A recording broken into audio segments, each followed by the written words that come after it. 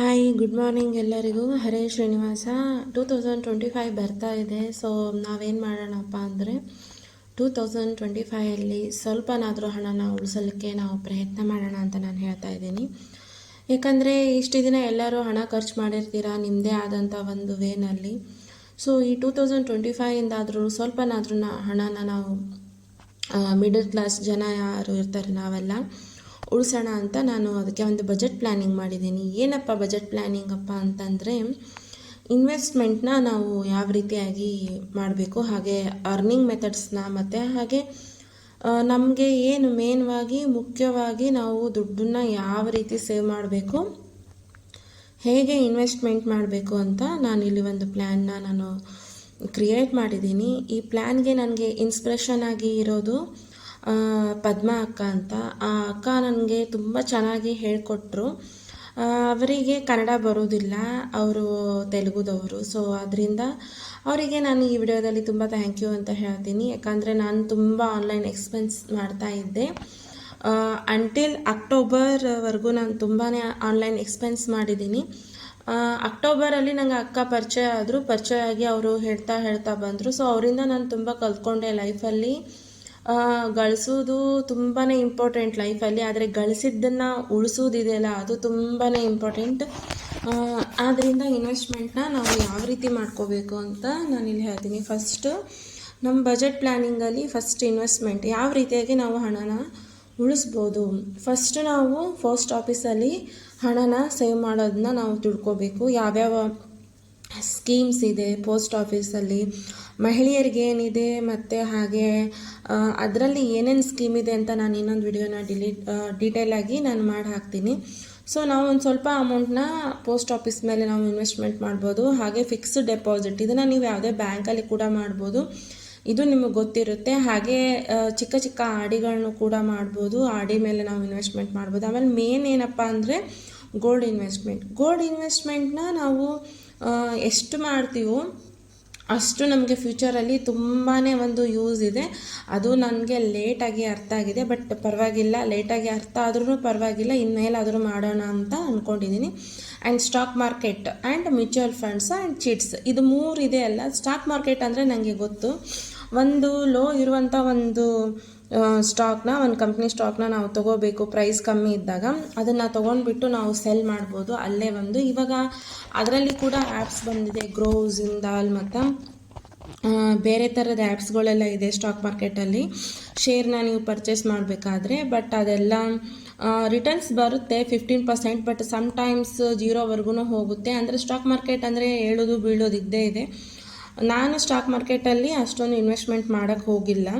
And mutual ಫಂಡಲ್ಲಿ ಕೂಡ ನನಗೆ ಅಷ್ಟೊಂದು ಏನೋ ಒಂದು ಏನಂತಾರೆ ನಾಲೆಜ್ ಇಲ್ಲ. ಆ್ಯಂಡ್ ಚಿಟ್ಸ್ ನೀವು ನಿಮಗೆ ಪರಿಚಯ ಇರೋರ ಹತ್ರ ನಿಮ್ಮದೇ ಸರ್ಕಲಲ್ಲಿ ಹಾಕ್ಬೋದು, 25ರಿಂದ 30 ಜನ ಹಾಕ್ಬೋದು. ಅಥವಾ ಈ ಶ್ರೀರಾಮ್ ಚಿಟ್ಸ್ ಆ ಥರ ಎಲ್ಲ ಚಿಟ್ಸ್ನ ನೀವು ನೋಡ್ಕೊಂಡು ಹಾಕ್ಬೋದು. ಬಟ್ ನನಗೆ ಇದು ಕೂಡ ಅಷ್ಟೊಂದು ಶ್ರೀರಾಮ್ ಚಿಟ್ಸ್ ಆ ಥರ ಎಲ್ಲ ನನಗೇನು ಗೊತ್ತಿಲ್ಲ, ಯಾಕಂದರೆ ನಾನು ಆ ಥರದ್ದೆಲ್ಲ ಮಾಡಿಲ್ಲ. ಸೊ ನನಗೆ ಗೊತ್ತಿಲ್ಲ ಅಂತ ನಾನು ಹೇಳ್ತೀನಿ. ನಿಮಗೆ ಗೊತ್ತಿದ್ದರೆ ಶ್ಯೂರಿಟಿ ಇದ್ದರೆ ನೀವು ಮಾಡ್ಬೋದು ಇನ್ವೆಸ್ಟ್ಮೆಂಟಲ್ಲಿ. ಆ್ಯಂಡ್ ಅರ್ನಿಂಗ್ ಮೆಥಡ್ಸ್ ಬಂದುಬಿಟ್ಟು ಮೇನ್ ಏನಪ್ಪ ಅಂದರೆ ಜಾಬ್ ಅಂತೂ ಇರಲೇಬೇಕು. ಆಮೇಲೆ ಸ್ಮಾಲ್ ಬಿಸ್ನೆಸ್ನ ನಾವು ಮಾಡ್ಬೋದು, ಮನೆಯಲ್ಲೇ ಕೂತ್ಕೊಂಡು ಸ್ಮಾಲ್ ಬಿಸ್ನೆಸ್ನ ಯಾವ ರೀತಿ ಮಾಡ್ಬೋದು ಅಂದರೆ, ಚಿಕ್ಕದಾಗಿ ನಾವು ಈ ಹೆಣ್ಣ ಪ್ಯಾಕೆಟ್ ಇರುತ್ತಲ್ಲ, ಆ ಥರ ಹೆಣ್ಣ ಪ್ಯಾಕೆಟ್ನ ಮಾರ್ಬೋದು. ಹಾಗೆ ಏನಾದ್ರೂ ನೀವು ಮನೆಯಲ್ಲೇ ಸ್ನ್ಯಾಕ್ಸ್ ಮಾಡ್ತೀರಾ, ಸ್ವೀಟ್ಸ್ ಮಾಡ್ತೀರಾ, ಚಟ್ನಿ ಪುಡಿ ಮಾಡ್ತೀರಾ, ಉಪ್ಪಿನಕಾಯಿ ಮಾಡ್ತೀರಾ, ಆ ಥರದ್ದೆಲ್ಲ ನೀವು ಹಪ್ಪಳ ಅದನ್ನೆಲ್ಲ ನೀವು ಸ್ಮಾಲ್ ಬಿಸ್ನೆಸ್ ಆಗಿ ನೀವು ನೋಡ್ಕೋಬೋದು. ಅಥವಾ ಏನಾದ್ರೂ ಕೆಲವೊಬ್ಬರು ಹೆಣಿತಾ ಇರ್ತಾರೆ, ಉಲನ್ನಲ್ಲಿ ಸ್ವೆಟ್ರ್ ಎಲ್ಲ ಹೆಣೆಯೋದು, ಹಾಗೆ ಕೆಲವೊಂದು ಕ್ರಾಫ್ಟ್ ಐಟಮ್ನ ಮಾಡ್ಬೋದು. ತುಂಬಾ ಐಡಿಯಾಸ್ ಇದೆ, ಅದನ್ನು ಮುಂದೆ ನೋಡೋಣ. ಹಾಗೆ ಟೈಲರಿಂಗ್ ಕೂಡ ಮಾಡ್ಬೋದು. ಇದು ಟೈಲರಿಂಗ್ ಕೆಲವೊಬ್ಬರು ಪ್ರೊಫೆಷನ್ ಆಗಿ ತಗೋತಾರೆ, ಮನೆಯಲ್ಲೇ ತುಂಬ ಇನ್ಕಮ್ ಮಾಡ್ತಾರೆ. ಏನೂ ಗೊತ್ತಿಲ್ಲಪ್ಪ ಅಂದ್ರೂ ಪಿಕೋ ಫಾಲ್ ಹಾಕಿ ಕೂಡ ಅಮೌಂಟ್ ಮಾಡ್ತಾರೆ. ಹಾಗೆ ಏನಪ್ಪ ಅಂದರೆ ಮೇನ್ ಏನಂದರೆ ಹುಂಡಿ ಸೇವಿಂಗ್. ಆ ಹುಂಡಿ ಸೇವಿಂಗ್ನ ಮಾಡಿಬಿಟ್ಟು ನಾವು ಹಣನ ಸೇವ್ ಮಾಡ್ಬೋದು, ಅದು ಕೂಡ ಒಂದು ಇನ್ವೆಸ್ಟ್ಮೆಂಟ್ನೇ. ಸ್ನ್ಯಾಕ್ಸ್ ಸೆಲ್ಲಿಂಗ್ ಆಲ್ರೆಡಿ ಹೇಳಿದೆ, ಸ್ನ್ಯಾಕ್ಸ್ ಸೆಲ್ಲಿಂಗು ಸ್ವೀಟ್ ಅದೆಲ್ಲ ಮಾಡಿ ಸೇಲ್ ಮಾಡ್ಬೋದು. ಆಮೇಲೆ ಪ್ರಿಪೇರ್ ದೋಸಾ ಬ್ಯಾಟರ್. ಈಗ ದೊಡ್ಡ ಸಿಟಿನಲ್ಲಿ ಈ ಬ್ಯಾಂಗ್ಳೂರು ಆ ಥರ ಎಲ್ಲ ತುಂಬ ಜನ ಕೆಲಸಕ್ಕೆ ಹೋಗ್ತಿರ್ತಾರೆ. ಬ್ಯಾಂಗ್ಳೂರು ಆಗಿರ್ಬೋದು, ಮೈಸೂರು ಆಗಿರ್ಬೋದು, ಸಿಟಿನಲ್ಲಿ ತುಂಬ ಜನ ಕೆಲಸಕ್ಕೆ ಹೋಗ್ತಿರ್ತಾರೆ. ಬ್ಯಾಂಗ್ಳೂರು ಅಂತ ಅಲ್ಲ, ತುಂಬ ಸಿಟಿನಲ್ಲಿ ಕೆಲಸಕ್ಕೆ ಹೋಗ್ತಾರೆ. ಅಂಥವ್ರಿಗೆ ಕೆಲಸ ಮಾಡುವಂಥ ಹೆಣ್ಮಕ್ಳು ನಿಮ್ಗೆ ಯಾರಾದರೂ ಪರಿಚಯ ಇದ್ದರೆ ನೀವು ಅವರಿಗೆ ಹೇಳ್ಬೋದು, ನಾನು ಈ ಥರ ಹಿಟ್ಟನ್ನ ರುಬ್ಕೊಡ್ತೀನಿ, ಸೆಲ್ ಮಾಡ್ತೀನಿ ಅಂತ. ಈಗ ಇಡ್ಲಿ ದೋಸೆ ಅಂತ ಕೇಳೋದು ಕಂಪ್ನಿ ಇದೆ, ಅದರದ್ದು ಎಷ್ಟೊಂದು ಸೇಲ್ ಆಗ್ತಿದೆ. ನಾವು ಆ ಲೆವೆಲಿಗೆ ಬೇಡ, ಸಣ್ಣ ಮಟ್ಟದಲ್ಲೇ ನಾವು ಮಾಡೋಣ. ನಮ್ಮನೆ ಪಕ್ಕ ಗೊತ್ತಿದ್ದವ್ರಿಗೆ ಅದರಲ್ಲಿನೂ ಕೆಮಿಕಲ್ ಇರುತ್ತೆ, ನಾವು ಮನೇಲಿ ಮಾಡ್ತೀವಲ್ಲ ಹೋಮ್ ಮೇಡ್ ಅಂದರೆ ತಗೋತಾರೆ. ಸೊ ಅದನ್ನು ಕೂಡ ನೀವು ಮಾಡ್ಬೋದು. ಸೊ ತುಂಬಾ ಒಂದು ಮೆಥಡ್ಸ್ ಇದೆ. ಈ ಎಲ್ಲ ಮೆಥಡ್ಸ್ನ ಮಾಡಿ ನಾವು ಹಣನ ಉಳಿಸ್ಬೋದು. ನೆಕ್ಸ್ಟ್ ಬಂದುಬಿಟ್ಟು ಬಜೆಟ್ ಪ್ಲ್ಯಾನಿಂಗ್. ಏನು ಮಾಡಬೇಕು ಬಜೆಟ್ ಪ್ಲ್ಯಾನಿಂಗ್ ಮಾಡಬೇಕಾ ಅಂದರೆ, ಫಸ್ಟು ಸೆಟ್ ಗೋಲ್ಸ್ನ ನಾವು ಸೆಟ್ ಮಾಡ್ಕೋಬೇಕು. ಅಂದರೆ ನಮ್ಮ ಮೈಂಡನ್ನ ನಾವು ಕಂಟ್ರೋಲ್ ಮಾಡ್ಕೋಬೇಕು. ಈ ವಿಷಯದಲ್ಲಿ ನನಗಂತೂ ಏನೋ ಮೈಂಡ್ ಕಂಟ್ರೋಲೇ ಇದ್ದಿದ್ದಿಲ್ಲ. ಸೊ ನಾನೇನು ಮಾಡ್ತಿದ್ದೆ, ಫ್ಲಿಪ್ಕಾರ್ಟು ಆನ್ಲೈನಲ್ಲೆಲ್ಲ ತುಂಬಾ ಒಂದು ಐಟಮ್ಗಳನ್ನ ಆರ್ಡ್ರ್ ಮಾಡೋದು, ತರಿಸೋದು ಮನೆಗೆ. ಅಂದರೆ ನನಗೆ ಒಂದು ಹೋಮ್ ಮೇಕೋವರ್ದು ಏನಿರುತ್ತೆ, ಸ್ಟೀಲ್ ಡಬ್ಬಗಳಾಗಿರ್ಬೋದು, ಗ್ರೋಸರೀಸ್ ಸೆಟ್ ಆಗಿರ್ಬೋದು, ಫ್ರಿಜ್ಜಲ್ಲಿ ಕಂಟೈನರ್ ಆಗಿರ್ಬೋದು, ಅದು ಇದು, ಹಾಗೆ ಜ್ಯುವೆಲರಿ, ಈ ನಾರ್ಮಲ್ ಜ್ಯುವೆಲರಿ ಇರುತ್ತಲ್ಲ ಅದು, ಮತ್ತು ಡ್ರೆಸ್, ಬಟ್ಟೆ, ಇದಕ್ಕೆ ಆರಾಮಾಗಿ 2-3 ಲಕ್ಷ ಹೋಗಿದೆ. ಅಂದರೆ ಒಂದೇ ಸತಿ ಎಲ್ಲ ಒಂದು ಮಂತಲ್ಲಿ ಏನಿಲ್ಲ ಅಂದರೂ 3,000ವರೆಗೂ ನಾನು ಸೇವ್ ಮಾಡ್ತಾಯಿದ್ದೆ ಅಮೌಂಟು. ಆ ಅಮೌಂಟ್ ಸೇವ್ ಮಾಡಿದ್ದ ಅಮೌಂಟ್ನ ನಾನು ಏನು ಮಾಡ್ತಿದ್ದೆ, ಅದನ್ನು ಒಳ್ಳೆ ಇನ್ವೆಸ್ಟ್ಮೆಂಟಿಗೆ ಹಾಕಲಿಲ್ಲ. ಸೊ ನಾನು ಮಾಡಿದ ತಪ್ಪನ್ನ ನೀವು ಯಾರೂ ಮಾಡಬೇಡಿ. ಸೊ ನಾವು ಕಲಿತಾ ಬರ್ತೀವಿ. ನಾವು ಏನು ಎಜುಕೇಷನಲ್ಲಿ ಕಲಿತೀವಿ ಅದು ಝೀರೋ, ನಥಿಂಗ್, ಬಟ್ ಲೈಫಲ್ಲಿ ತುಂಬ ಕಲಿಯೋದಿದೆ. ಸೊ ಆ ಥರ ಒಂದು ನಾನು ಗೋಲ್ ಇಲ್ಲದೆ ನಾನು ಇನ್ವೆಸ್ಟ್ಮೆಂಟ್ ಮಾಡ್ತಿದ್ದೆ. ಆದರೆ ಎಲ್ಲಿ ಮಾಡ್ತಾಯಿದ್ದೆ, ಆನ್ಲೈನ್ ಫ್ಲಿಪ್ಕಾರ್ಟ್, ಅಮೆಝಾನ್, ಮೀಶೋದಲ್ಲಿ ಮಾಡ್ತಾಯಿದ್ದೆ. ಅದರಿಂದ ನನಗೆ ಪ್ರಾಡಕ್ಟ್ ಸಿಕ್ತು, ಒಂದು ಸ್ವಲ್ಪ ದಿನ ಹಾಕ್ಕೊಳ್ಳೋದು, ಆಮೇಲೆ ಅದು ಬಿಸಾಕೋದೆ ಅಲ್ವಾ, ಅದರಿಂದ ಏನೂ ನನಗೆ ಇಲ್ಲ. ಸೊ ಆ ಥರ ಮಾಡಬೇಡಿ. ಅದು ಅನ್ನೆಸೆಸರಿ ವಾಂಟ್ಸ್, ಅದೇ ಅನ್ನೆಸೆಸರಿ ವಾಂಟ್ಸ್ ಅಂದರೆ ಇದು ನನಗೆ ಅನ್ನೆಸೆಸರಿ ವಾಂಟ್ಸೇ ಇದು ಆನ್ಲೈನ್ ಆರ್ಡ್ರ್ ಮಾಡೋದು. ಸೊ ನಾನು ಅದನ್ನು ಸ್ಟಾಪ್ ಮಾಡಿದೆ. ಇವಾಗ 3 ಮಂತ್ ಆಯಿತು. I am happily said that I am controlling my self ಅಂತ. ಸೊ ಇನ್ವೆಸ್ಟ್ ಸೇವಿಂಗ್ ಏನಂದರೆ, ನಾವು ಸೇವ್ ಮಾಡಬೇಕಾದ್ರೆ ಆ ಸೇವಿಂಗ್ ಅಮೌಂಟ್ನ ಜಾಸ್ತಿ ಸೇವ್ ಮಾಡ್ತಾನೆ ಇರಬೇಕು, ಅದ್ರ ಮೇಲೆ ಇನ್ವೆಸ್ಟ್ ಮಾಡ್ತಾನೆ ಹೋಗಬೇಕು. ದೆನ್ ಹೆಲ್ತ್ ಇನ್ಶೂರೆನ್ಸ್ ಪಾಲಿಸೀಸ್, ಇದು ಮಸ್ಟ್. ಯಾಕಂದರೆ ನಾವು ಎಷ್ಟೋ ದಿನದಿಂದ ಚಿಕ್ಕವರಿದ್ದಾಗಿಂದ ಕೂಡಿಸಿ ಮಾಡಿ ಬೆಳೆಸಿಟ್ಟಿರುವಂಥ ಒಂದು ಇನ್ವೆಸ್ಟ್ಮೆಂಟ್ನ ಏನೋ ಒಂದು ನಮಗೆ ಹೆಲ್ತಿಗೆ ಏನಾದರೂ ಸಡನ್ನಾಗಿ ಆಯ್ತಂದರೆ ಹೋಗಿ ಹಾಸ್ಪಿಟ್ಲಿಗೆ ಹಾಕಬೇಕಾಗುತ್ತೆ. ಅದರಿಂದ ಫಸ್ಟು ಎಲ್ಲರೂ ಇಂಪಾರ್ಟೆಂಟಾಗಿ ಹೆಲ್ತ್ ಇನ್ಶೂರೆನ್ಸ್ನ ಫಸ್ಟು ತೊಗೊಳ್ಳಿ. ಆ್ಯಂಡ್ ನೀಡ್ಸ್, ಸೊ ನಮಗೊಂದು ಸ್ಯಾಲ್ರಿ ಬರುತ್ತೆಪ್ಪ. ಇವಾಗ ಮಿಡಲ್ ಕ್ಲಾಸ್ ಜನ ಆಗಿರ್ಬೋದು, ಬಿಲೋ ಮಿಡಲ್ ಕ್ಲಾಸ್ ಆಗಿರ್ಬೋದು, ನಾರ್ಮಲ್ ಈ ವಿಡಿಯೋ ಯಾರ್ಯಾರು ನೋಡ್ತೀರಾ ಅವ್ರಿಗೆಲ್ಲರಿಗೂ ಹೇಳ್ತೀನಿ, ಸ್ಯಾಲ್ರಿ ಬರುತ್ತೆ. ಸ್ಯಾಲ್ರಿಗೆ ಒಂದು 30K ಅಂತ ಅಂದ್ಕೊಳ್ಳಿ. ಸ್ಯಾಲ್ರಿನಲ್ಲಿ ನಮಗೆ ಮೇನ್ ಏನು ಬೇಕು, ನಮಗೆ ಮಸ್ಟ್ ಹ್ಯಾವ್ ಇಟ್ ಅಂದರೆ ಅಗತ್ಯವಿರುವ ಅಂಶ, ಇದು ಬೇಕೇ ಬೇಕು, ಇದಿಲ್ಲ ಅಂದರೆ ನಡೆಯಲ್ಲ. ಸೊ ಏನು ಅದರಲ್ಲಿ ರೆಂಟ್ ಅಂದರೆ ರೆಂಟ್ ಇರೋರ್ಗೂ ರೆಂಟು, ಅಥವಾ ಸ್ವಂತ ಮನೆ ಇದ್ದರೆ ಅವ್ರಿಗೆ ಹೌಸ್ EMI ಇರುತ್ತೆ. ಸೊ ರೆಂಟ್ ಆದಮೇಲೆ ಗ್ರಾಸರಿ ಬೇಕು, ಆಮೇಲೆ ಮಿಲ್ಕ್ ಬೇಕು, ಹಾಗೆ ಸಿಲಿಂಡ್ರ್ ಬೇಕೇ ಬೇಕು, ಗ್ಯಾಸ್ ಬೇಕು, ಫ್ರೂಟ್ಸ್ ಬೇಕು, ಆಮೇಲೆ ಮಕ್ಕಳಿಗೆ ಸ್ಕೂಲ್ ಫೀಸ್ ಅಂತ ಇರುತ್ತೆ. ಸೊ ಮಕ್ಕಳಿಗೆ ನಾವು ಸ್ಕೂಲ್ ಫೀಸ್ನ ಕಟ್ಟಲೇಬೇಕಾಗುತ್ತೆ. ಪೆಟ್ರೋಲ್ಗೆ ಬೇಕು ಅಮೌಂಟು, ಪವರ್ ಬಿಲ್ ಅಂದರೆ ಕರೆಂಟ್ ಬಿಲ್ಲಿಗೆ ಬೇಕು, ಹೌಸ್ ಟ್ಯಾಕ್ಸ್ ಅಂದರೆ ಮನೆ ತೆರಿಗೆ ವರ್ಷಕ್ಕೆ ಇಷ್ಟು ಅಂತ ನಾವು ಕಟ್ಟಲೇಬೇಕು. ಅದು ಕಟ್ಟಲಿಲ್ಲ ಅಂದರೆ ನಡೆಯಲ್ಲ. ಅದು ಎಲ್ಲ ಕರ್ನಾಟಕದಲ್ಲಿ ಸ್ವಂತ ಮನೆ ಇದ್ದವ್ರಿಗೆ ಇರುತ್ತೆ, ಸ್ವಂತ ಮನೆ ಇಲ್ದವ್ರಿಗೆ ಇರಲ್ಲ. ಬಟ್ ಸ್ವಂತ ಮನೆ ಇದ್ದವ್ರಿಗೆ ಮುನ್ಸಿಪಾಲ್ಟಿ ಆಫೀಸಿಗೆ ಹೋಗಿ ಕೇಳಿ ನೋಡಿ, ಗೊತ್ತಿಲ್ಲ ಅಂದರೆ ನಿಮ್ಮ ಹಸ್ಬೆಂಡ್ಗೋ ನಿಮ್ಮ ಅಪ್ಪಗೋ ಯಾರಿಗೋ ಗೊತ್ತಿರುತ್ತೆ, ಕಟ್ತಾ ಇರ್ತಾರೆ ಸ್ವಂತ ಮನೆ ಇದ್ದವರು.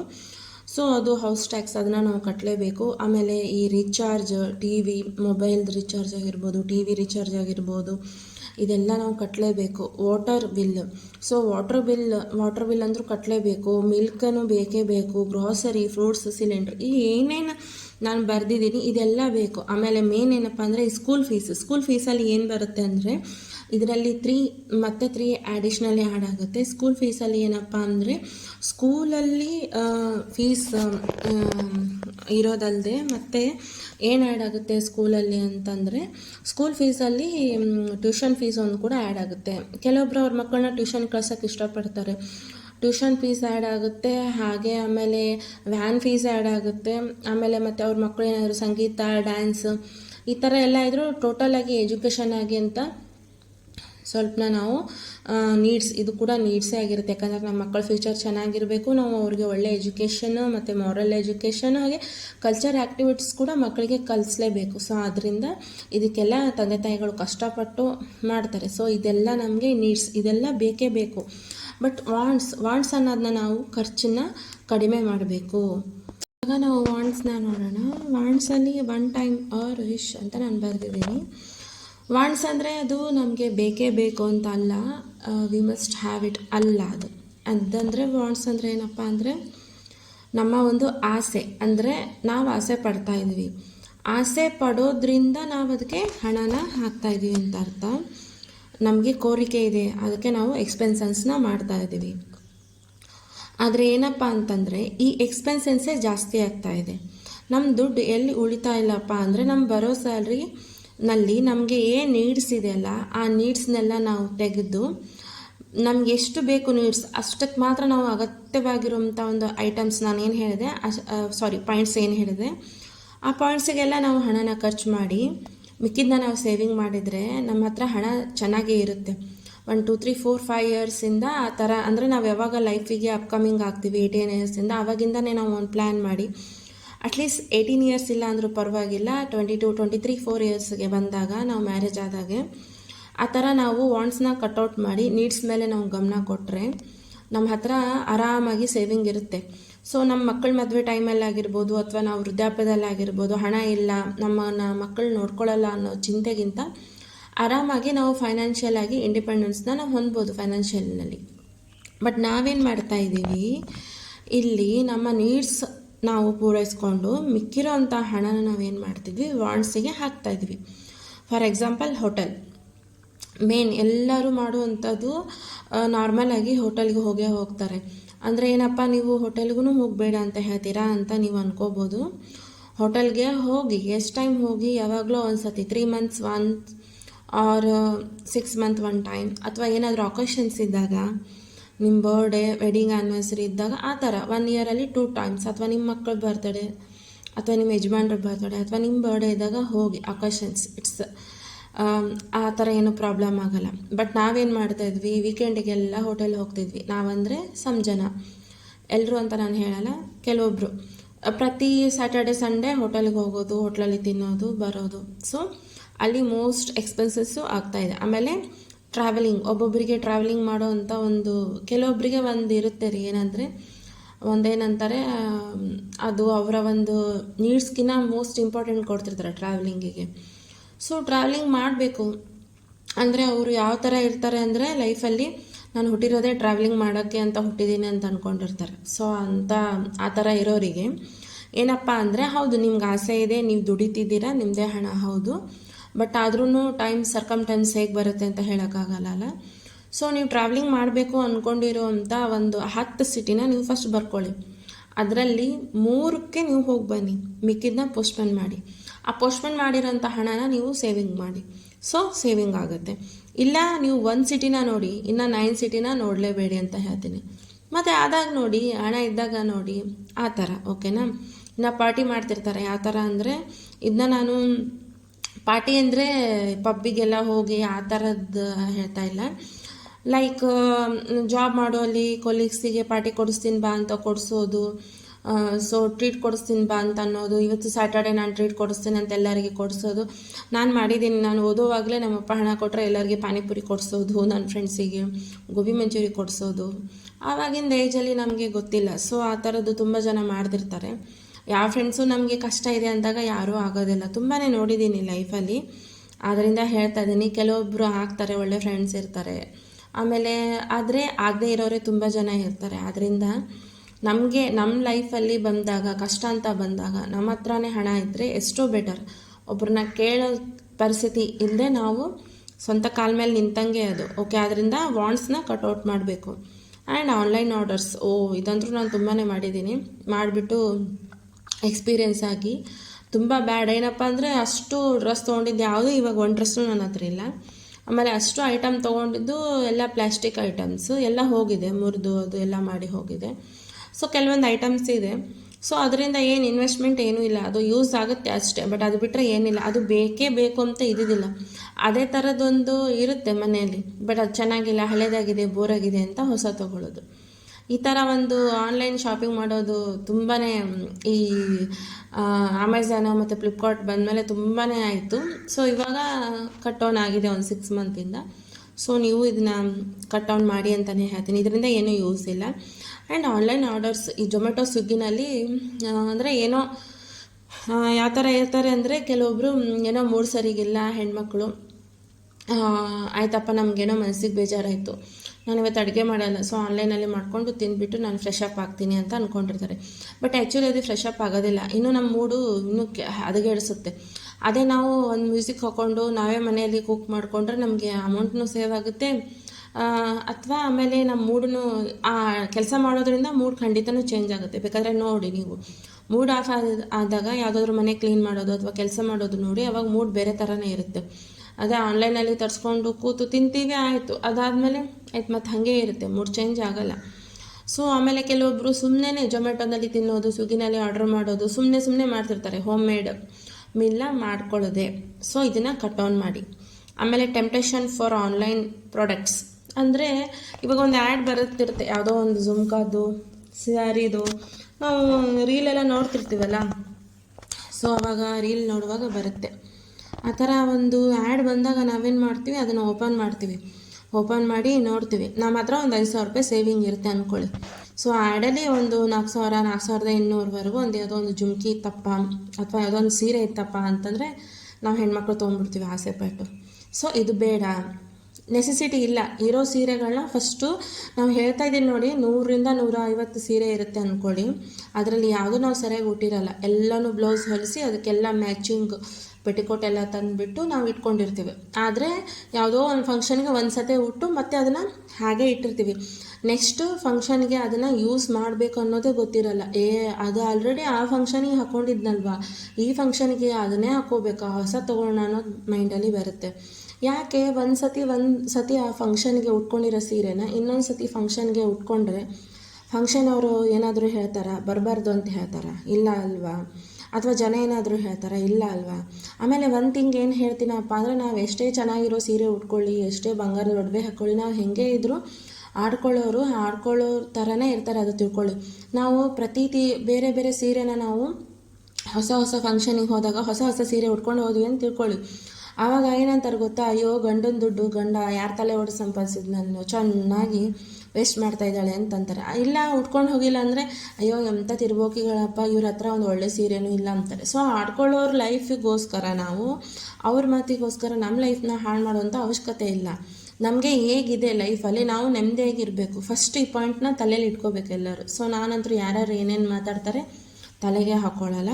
ಆಮೇಲೆ ಬ್ಯೂಟಿ ಪಾರ್ಲರ್ ಬಿಲ್, ಇದು ಅಂತೂ ಮೇನ್. ಬ್ಯೂಟಿ ಪಾರ್ಲರ್ಗೆ ನೀವೇನೋ ಹೈಬ್ರೋ ಮಾಡ್ಸೋಕೆ ಹೋಗ್ತೀರಾ, ಹೇರ್ ಕಟ್ ಮಾಡ್ಸೋಕೆ ಹೋಗ್ತೀರಾ ಅಂದರೆ ಓಕೆ, ದಟ್ ಈಸ್ ರ್ಯಾಂಡಮ್ ಅಥವಾ ಮ್ಯಾಂಡರೇಟ್ರಿ ಅನ್ಕೋಬೋದು.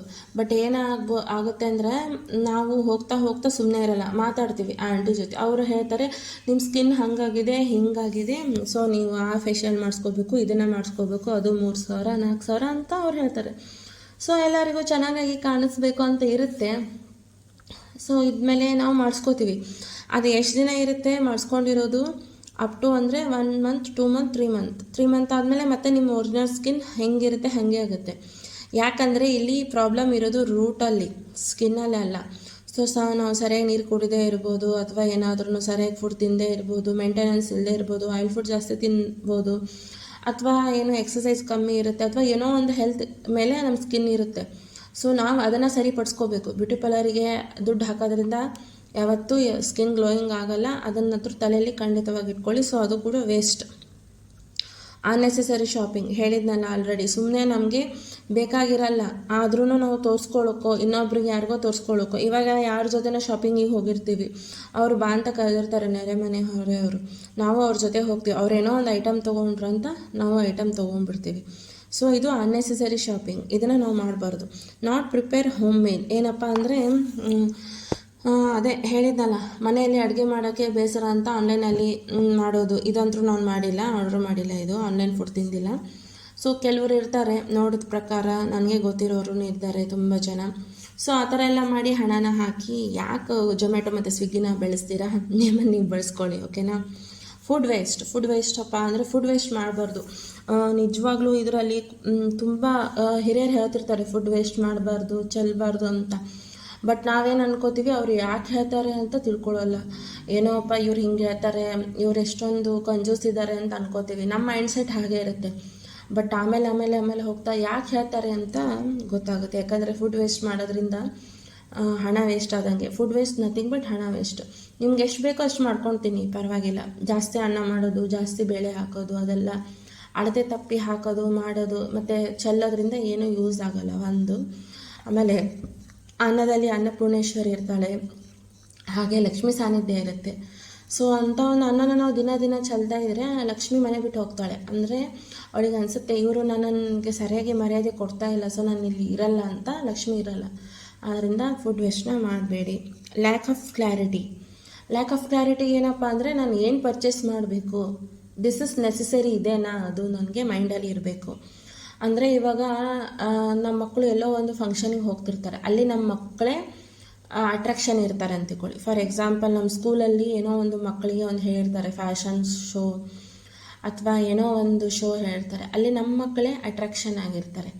ಸೊ ಅಂಥ ಟೈಮಲ್ಲಿ ನಾವು ಅವ್ರಿಗೆ ಏನು ಬೇಕೋ ಅದನ್ನು ನಾವು ಕೊಡಿಸ್ಲೇಬೇಕು. ಅಂದರೆ ಲೈಕ್ ಮಕ್ಕಳಿಗೆ ಬೇಕಾದಂಥ ಒಂದು ಫ್ಯಾಷನ್ ಶೋ ಅಲ್ಲಿ ಭಾಗವಹಿಸೋಕ್ಕೆ ನಾವು ಹೇಳಿರ್ತೀವಿ ಮಕ್ಕಳಿಗೆ, ಅದರದ್ದು ಡ್ರೆಸ್ ಆಗಿರ್ಬೋದು, ಅದಕ್ಕೆ ಜ್ಯುವೆಲರಿ ಬೇಕಾ, ಸೊ ನಾವು ತೊಗೋಬೇಕು.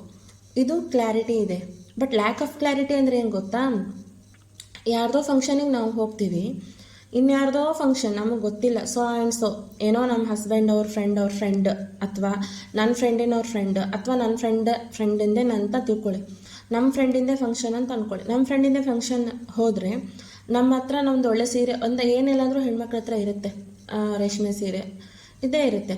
ಆ ಇರೋ ಸೀರೆನೇ ಚೆನ್ನಾಗಿ ನಾವು ನೀಟಾಗಿ ವಾಶ್ ಮಾಡಿಬಿಟ್ಟು ಅಥವಾ ಐರನ್ ಕೊಟ್ಬಿಟ್ಟು ಇರೋ ಜ್ಯುವೆಲರಿ ಎಲ್ಲ ಹಾಕ್ಕೊಂಡು ನಾವು ನಗ್ತಾ ಇದ್ದರೆ ಸಾಕು. ಬಟ್ ನಾವೇನು ಥಿಂಕ್ ಮಾಡ್ಕೋತೀವಿ, ಅವ್ರಿಗೆ ತೋರಿಸ್ಬೇಕು ಇವ್ರಿಗೆ ತೋರಿಸ್ಬೇಕಂತ ಅದೇ ರೀತಿ ನಾವು ಬೈ ಮಾಡ್ತೀವಿ ಬೇರೆ ಥರ. ಆ ಸೀರೆ ಅವ್ರು ತೊಗೊಂಡ್ರು ಇವ್ರು ತೊಗೊಂಡ್ರು, ಸೊ ಇದೆಲ್ಲ ಮಾಡೋಕ್ಕೆ ಹೋಗ್ಬೇಡಿ. ಹಾಗಂತ ಕೇವಲ ಹೆಣ್ಮಕ್ಳು ಖರ್ಚು ಮಾಡ್ತಾರೆ ಅಂತ ಅನ್ಕೋಬೇಡಿ, ಗಂಡಸು ಮಕ್ಕಳು ಖರ್ಚು ಮಾಡ್ತಾರೆ.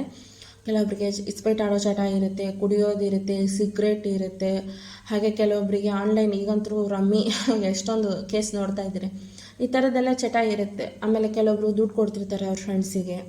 ಸೊ ಈ ಥರದ್ದೆಲ್ಲ ಅನ್ವಾಂಟೆಡ್, ಇದನ್ನು ಸ್ಟಾಪ್ ಮಾಡಿ. ಆಮೇಲೆ ಹೆಣ್ಮಕ್ಳು ಮನೆಯಲ್ಲೇ ಕುಳಿತು ಜಾಬಿಗೆ ಹೋಗಲಿಲ್ಲ ಅಂದ್ರೂ ಮಿನಿಮಮ್ ನೀವು 3000 ರೂಪೀಸ್ನ ಸೇವ್ ಮಾಡ್ಬೋದು. ಹೇಗೆ ಸೇವ್ ಮಾಡ್ಬೋದು ನಾನು ಹೇಳ್ತೀನಿ. ಗ್ರಾಸರಿನಲ್ಲಿ ಸೊ ಇನ್ನೊಂದು ಹೇಳ್ತೀನಿ, ಶಾಪಿಂಗ್ ಮಾಡುವಾಗ ಅನ್ವಾಂಟೆಡ್ ಬೈ ಇನ್ಫ್ಲುಯೆನ್ಸ್ ಶಾಪಿಂಗ್, ಅದೇ ಹೇಳಿದ್ನಲ್ಲ, ಅವ್ರು ತೊಗೊಂಡ್ರು ಇವ್ರು ತೊಗೊಂಡ್ರು ಅಂತ ಮಾಡೋಕ್ಕೆ ಹೋಗ್ಬೇಡಿ. ಓಕೆ, ಇದಿಷ್ಟು ಪಾಯಿಂಟ್ಸ್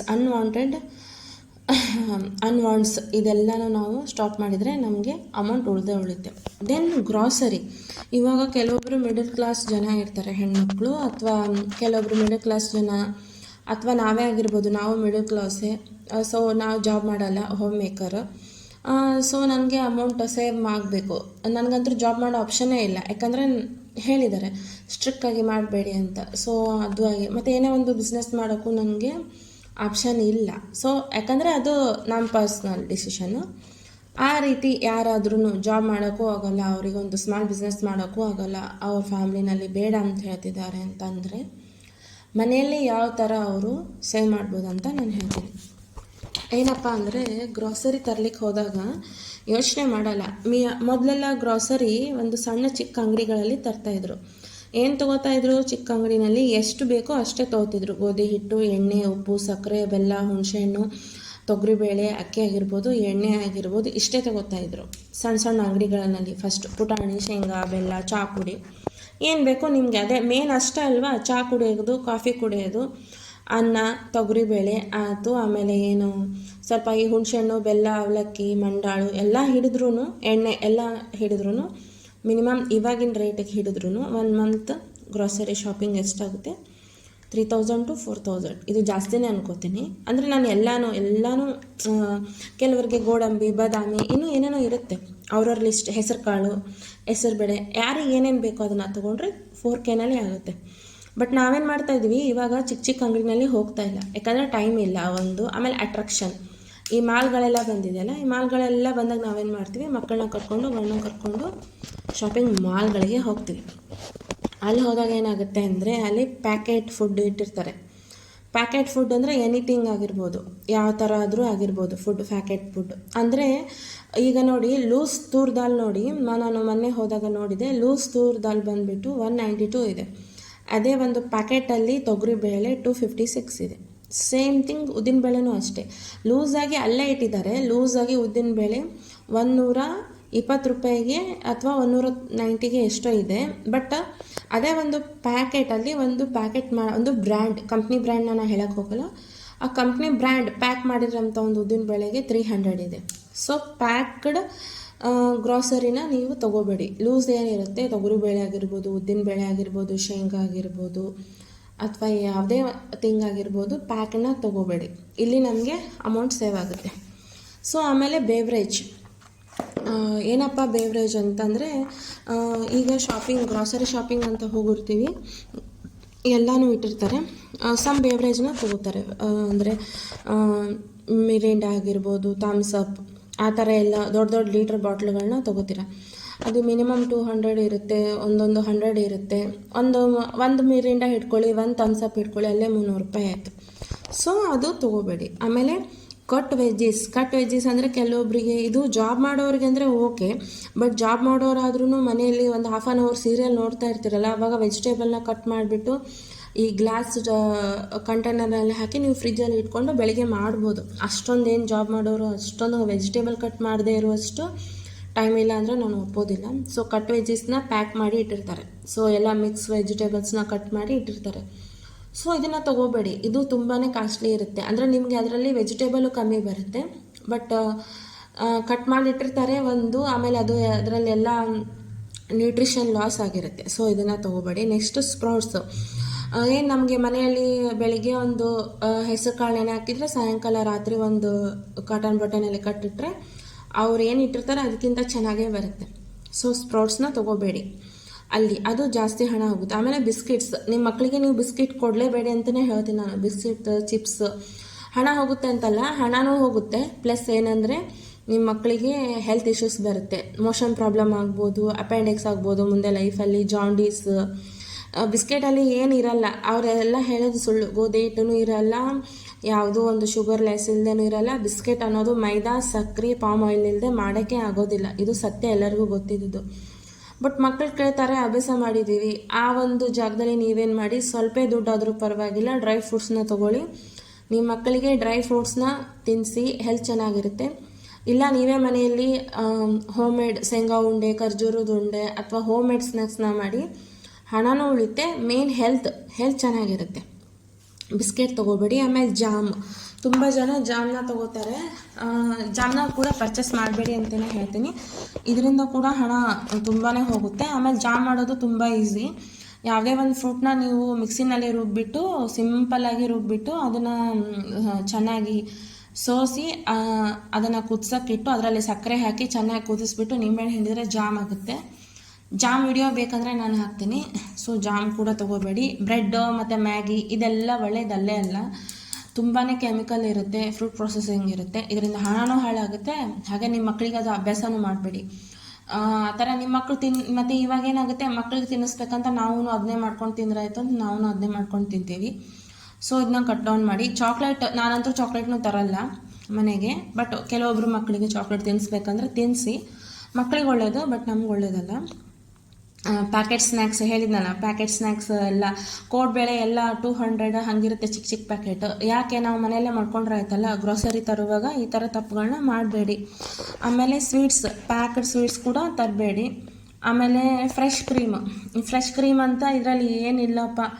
ನಿಮಗೆ ಫ್ರೆಶ್ ಕ್ರೀಮ್ ಬೇಕಂದ್ರೆ ಒಂದು ವಾರ ಹಾಲನ್ನ ಚೆನ್ನಾಗಿ ಕಾಯಿಸ್ಬಿಟ್ಟು ಫ್ರಿಜ್ಜಲ್ಲಿ ಇಡಿ, ಕೆನೆ ಬರುತ್ತೆ, ಆ ಕೆನೆನ ಒಂದು ಬಾಟ್ಲಲ್ಲಿ ಹಾಕಿಡಿ.